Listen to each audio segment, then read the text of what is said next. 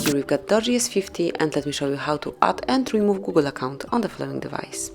So, at first make sure that you are connected to Wi-Fi, then open the settings, find and pick accounts, and click on Google if you currently are logged in. As you can see, here is my Google account, and to remove it, all you have to do is to tap on this more icon, and then select remove account. Confirm that you want to delete this account with all its messages, contacts and other data by tapping on remove account. And then confirm by tapping on OK, then enter your unlock pattern, and that's it. As you can see, it disappeared. Then if you would like to add the account, just open the settings again, pick accounts one more time, and then tap on add account.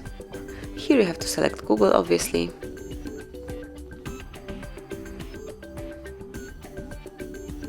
And now enter your email address. So just click here, enter your email address.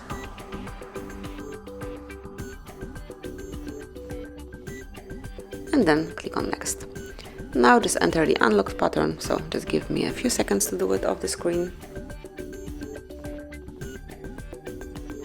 And as only the password is entered, just tap on next.